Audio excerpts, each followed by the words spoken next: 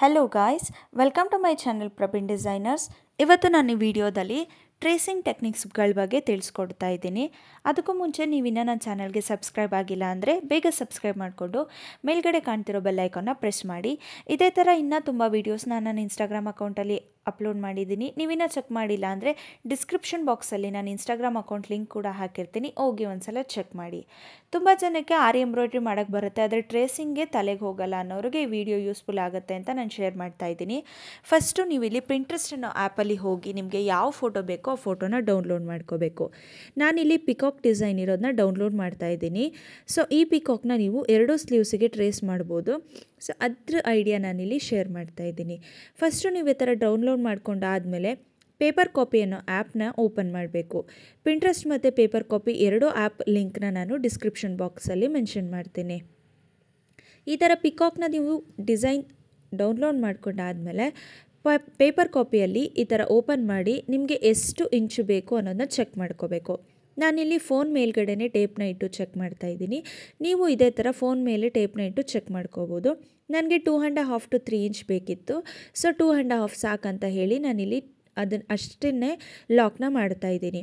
ಈ ಥರ ಕೆಳಗಡೆ ನಿಮಗೆ ಲಾಕ್ ಆಪ್ಷನ್ ಏನು ಸಿಗುತ್ತೆ ಅಲ್ಲಿ ಹೋಗಿ ಈ ಥರ ಲಾಕ್ ಮಾಡೋದ್ರಿಂದ ಫೋಟೋ ಹಾಗೇ ಲಾಕ್ ಆಗುತ್ತೆ, ಮೂವ್ ಆಗೋಲ್ಲ. ನೀವು ಇದನ್ನು ಅನ್ಲಾಕ್ ಮಾಡಬೇಕಂತ ಅಂದರೆ ನಿಮ್ಮ ಮೊಬೈಲಲ್ಲಿ ವಾಲ್ಯೂಮ್ ಡೌನ್ ಬಟನ್ ಅಥವಾ ಅಪ್ ಬಟನ್ನ ಪ್ರೆಸ್ ಮಾಡಿದ್ರೆ ಅದು ಅನ್ಲಾಕ್ ಆಗುತ್ತೆ. ನೆಕ್ಸ್ಟು ಈ ಥರ ಆ ಫೋಟೋನ ಫಿಕ್ಸ್ ಮಾಡ್ಕೊಂಡಾದಮೇಲೆ ಇದ್ರ ಮೇಲೆ ಟ್ರೇಸಿಂಗ್ ಶೀಟ್ನ ಇಟ್ಟು ನಾನಿಲ್ಲಿ ರೋರಿಟೋ ಬ್ಲೂ ಪೆನ್ನಲ್ಲಿ ಮಾರ್ಕ್ನ ಮಾಡ್ಕೋತಾ ಇದ್ದೀನಿ. ಇದಿಲ್ಲ ಅಂದರೂ ನೀವು ಪೆನ್ಸಿಲ್ ಅಥವಾ ಪೆನ್ನ ಯೂಸ್ ಮಾಡಿ ಮಾರ್ಕ್ನ ಮಾಡ್ಕೋಬೋದು. ಈ ಥರ ಪಿಕಾಕ್ ಡಿಸೈನ್ನ ಮೇಲೆ ನಾನೇನು ಶುಗರ್ ಬೀಡ್ ಔಟ್ಲೈನ್ ಕೊಟ್ಟಿದ್ದಾರೆ ಅದನ್ನು ಟ್ರೇಸ್ ಮಾಡ್ಕೋತಾ ಇದ್ದೀನಿ. ಈ ಥರ ಡಾಟ್ ಇಟ್ಟು ಮಾರ್ಕ್ನ ಮಾಡ್ಕೊಳ್ಳೋದ್ರಿಂದ ನಿಮಗೆ ಡಿಸೈನ್ ನೀಟಾಗಿ ಬರುತ್ತೆ, ಆ ಕಡೆ ಈ ಕಡೆ ಹೋಗಲ್ಲ. ಸೊ ಇದು ಪೂರ್ತಿ ನಾನು ಮಾಡಿ ತೋರಿಸ್ತೀನಿ ಹೇಗೆ ಕಾಣುತ್ತೆ ಅಂತ. ಕಂಪ್ಲೀಟಾಗಿ ಪ್ರೆಸ್ ಮಾಡಿ ಮಾರ್ಕ್ನ ಮಾಡ್ಕೋಬೇಡಿ, ಡಾಟ್ ಇಟ್ಟು ಮಾರ್ಕ್ನ ಮಾಡ್ಕೊಳ್ಳಿ, ಆವಾಗ ಇನ್ನೂ ನೀಟಾಗಿ ಬರುತ್ತೆ. ಪೂರ್ತಿ ಕಂಪ್ಲೀಟ್ ಮಾಡಿ ಆದಮೇಲೆ ಯಾವ ಥರ ಕಾಣುತ್ತೆ ನಾನಿಲ್ಲಿ ತೋರಿಸ್ತೀನಿ. ಪಿಕಾಕ್ ಒಂದೇ ಅಲ್ಲ, ಬೇರೆ ಡಿಸೈನ್ಸ್ನ ಕೂಡ ನೀವು ಈ ಥರ ಟ್ರೇಸ್ನ ಮಾಡ್ಕೋಬೋದು. ನಿಮಗೆ ಐಡಿಯಾ ಸಿಗಲಿ ಅಂತ ಹೇಳಿ ನಾನಿಲ್ಲಿ ಪಿಕಾಕ್ ಡಿಸೈನ್ನ ಟ್ರೇಸ್ ಮಾಡಿ ತೋರಿಸ್ತಾ ಇದ್ದೀನಿ.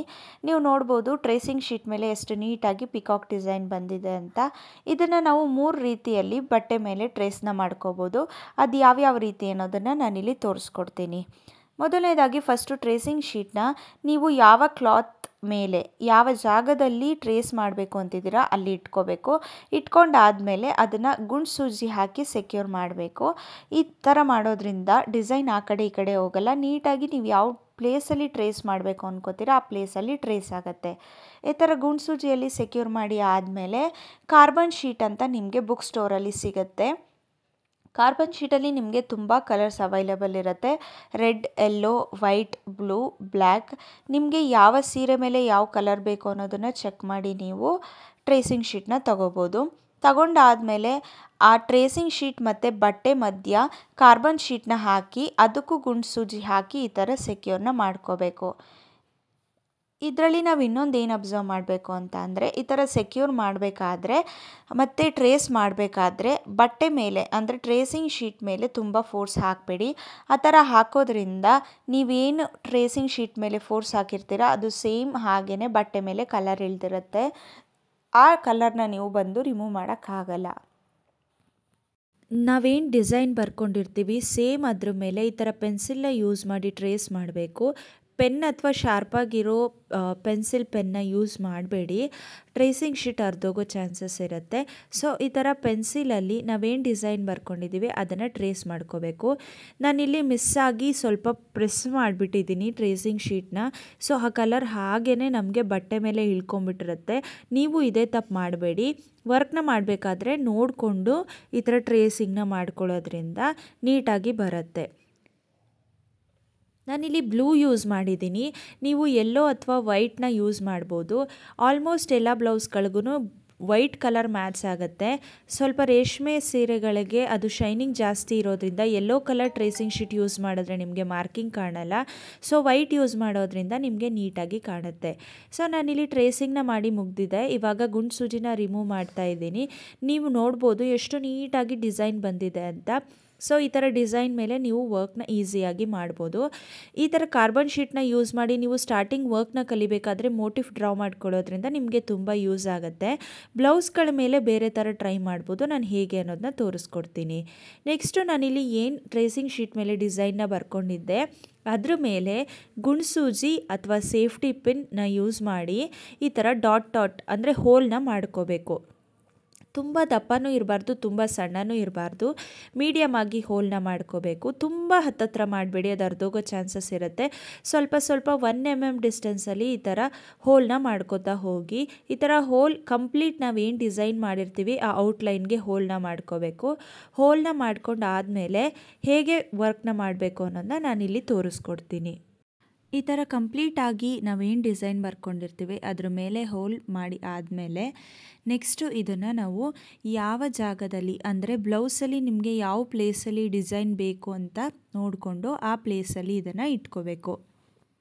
ಇದನ್ನು ಕೂಡ ನೀವು ಈ ಥರ ಗುಣ್ಸೂಜಿ ಹಾಕಿ ಸೆಕ್ಯೂರ್ನ ಮಾಡ್ಕೋಬೇಕು. ಸೊ ಅವಾಗದು ಆ ಕಡೆ ಈ ಕಡೆ ಮೂವ್ ಆಗಲ್ಲ. ಇದು ಹಾಕಿ ಆದಮೇಲೆ ನಿಮ್ಮ ಮನೆಯಲ್ಲಿ ಯಾವುದೇ ಟಾಲ್ಕಮ್ ಪೌಡರ್ ಅಂದರೆ ಫೇಸಿಗೆ ಯೂಸ್ ಮಾಡೋ ಪೌಡರ್ ಯಾವುದೇ ಇದ್ರೂ ನೀವು ಅದನ್ನು ಯೂಸ್ ಮಾಡ್ಬೋದು. ಟಾಲ್ಕಮ್ ಪೌಡರ್ನ ಈ ಥರ ಏನು ಟ್ರೇಸಿಂಗ್ ಡಿಸೈನ್ ಮೇಲೆ ಹೋಲ್ ಮಾಡಿರ್ತೀರ ಅದ್ರ ಮೇಲೆ ಹಾಕಿ ಕೈಯಲ್ಲಿ ಈ ಥರ ಸ್ಮೂತಾಗಿ ರಬ್ ಮಾಡಬೇಕು. ರಬ್ ಮಾಡಿದಾಗ ನಾವೇನು ಹೋಲ್ ಮಾಡಿರ್ತೀವಿ ಆ ಹೋಲಿಂದ ಕೆಳಗಡೆ ಪೌಡರ್ ಹೋಗುತ್ತೆ. ಟ್ರೇಸಿಂಗ್ ಹಾಗೇ ನೀಟಾಗಿ ಉಳ್ಕೊಳ್ಳುತ್ತೆ. ಈ ಥರ ಮಾಡಿ ಗುಣ್ಸೂಜಿಯನ್ನು ನೀವು ರಿಮೂವ್ ಮಾಡಬೇಕು. ರಿಮೂವ್ ಮಾಡಿ ಆದಮೇಲೆ ನೀವೇನು ಡಿಸೈನ್ನ ಟ್ರೇಸ್ ಮಾಡಿರ್ತೀರ ಸೇಮ್ ಆ ಡಿಸೈನ್ ಹಾಗೇ ಕೆಳಗಡೆ ಬಂದಿರುತ್ತೆ. ಸೊ ಹೋಲ್ ಮಾಡಬೇಕಾದ್ರೆ ನಾವು ಮೀಡಿಯಮ್ ಸೈಜಲ್ಲಿ ಮಾಡೋದ್ರಿಂದ ಡಿಸೈನ್ ನೀಟಾಗಿ ಬರುತ್ತೆ. ಈ ಥರ ಟಾಲ್ಕಮ್ ಪೌಡರ್ನ ಯೂಸ್ ಮಾಡಿ ವರ್ಕ್ ಮಾಡೋದ್ರಿಂದ ಡಿಸಡ್ವಾಂಟೇಜ್ ಏನಪ್ಪ ಅಂದರೆ ನೀವು ಬೀಡ್ಸ್ನ ಹಾಕಿ ವರ್ಕ್ ಮಾಡಬೇಕಾದ್ರೆ ನಿಮ್ಮ ಕೈ ತಾಗಿ ಆ ಡಿಸೈನ್ ಟ್ರೇಸ್ ಏನಿರುತ್ತೆ ಟಾಲ್ಕಮ್ ಪೌಡರ್ ಅದು ರಿಮೂವ್ ಆಗೋ ಚಾನ್ಸಸ್ ಇರುತ್ತೆ. ಸೊ ಇದಕ್ಕೆ ನಾನಿಲ್ಲಿ ಒಂದು ಟಿಪ್ನ ಶೇರ್ ಮಾಡ್ತಾ ಇದ್ದೀನಿ. ಫಸ್ಟು ನೀವು ಟಾಲ್ಕಮ್ ಪೌಡರ್ನ ಯೂಸ್ ಮಾಡಿ ಕೆಳಗಡೆ ಡಿಸೈನ್ನ ಟ್ರೇಸ್ ಮಾಡಿಕೊಂಡಾದಮೇಲೆ ಯಾವುದಾದ್ರೂ ಗ್ಲಾಸ್ ಮಾರ್ಕಿಂಗ್ ಪೆನ್ಸಿಲ್ ಅಥವಾ ವೈಟ್ ಕಲರ್ ಮ್ಯಾಜಿಕ್ ಪೆನ್ನ ಯೂಸ್ ಮಾಡಿ, ನಾನಿಲ್ಲಿ ಬ್ಲ್ಯಾಕ್ ಕಲರ್ ಕ್ಲಾತ್ ಆಗಿರೋದ್ರಿಂದ ವೈಟ್ ಕಲರ್ ಮ್ಯಾಜಿಕ್ ಪೆನ್ ಅಂತ ಮೆನ್ಷನ್ ಮಾಡ್ತಾ ಇದ್ದೀನಿ. ಇಲ್ಲಾಂದರೆ ಯಾವುದಾದ್ರೂ ಗ್ಲಾಸ್ ಮಾರ್ಕಿಂಗ್ ಪೆನ್ಸಿಲ್ ಅಥವಾ ರೆಡ್ ಆರ್ ಬ್ಲೂ ಮ್ಯಾಜಿಕ್ ಪೆನ್ನ ಯೂಸ್ ಮಾಡಿ ಏನು ಡಿಸೈನ್ ಬಂದಿರುತ್ತೆ ಟಾಲ್ಕಮ್ ಪೌಡರಿಂದ ಆ ಡಿಸೈನ್ ಮೇಲೆ ಒಂದು ಸಲ ಬರ್ಕೋಬೇಕು. ಇದನ್ನು ಕೂಡ ನೀವು ಗ್ಲಾಸ್ ಮಾರ್ಕಿಂಗ್ ಪೆನ್ಸಿಲ್ನ ಯೂಸ್ ಮಾಡಿ ಮಾರ್ಕ್ ಮಾಡಬೇಕಾದ್ರೆ ಲೈಟಾಗಿ ಮಾರ್ಕ್ ಮಾಡ್ಕೊಳ್ಳಿ. ನೀವು ಲೈಟಾಗಿ ಮಾರ್ಕ್ ಮಾಡಿಕೊಂಡಾಗ ಇರೇಸರ್ನ ಯೂಸ್ ಮಾಡಿ ಈಸಿಯಾಗಿ ಅದನ್ನ ರಿಮೂವ್ ಮಾಡ್ಬೋದು. ನೀವು ಡಾರ್ಕಾಗಿ ಮಾರ್ಕ್ನ ಮಾಡಿಕೊಂಡ್ರೆ ಅದು ರಿಮೂವ್ ಮಾಡೋಕ್ಕೆ ಕಷ್ಟ ಆಗುತ್ತೆ. ಸೊ ನೀವಿಲ್ಲಿ ನೋಡ್ಬೋದು ನಾನು ಗ್ಲಾಸ್ ಮಾರ್ಕಿಂಗ್ ಪೆನ್ಸಿಲಲ್ಲಿ ಬರ್ಕೊಂಡಾದಮೇಲೆ ಪೌಡರ್ ಏನಿದೆ ಅದನ್ನ ರಿಮೂವ್ ಮಾಡ್ತಾ ಇದ್ದೀನಿ.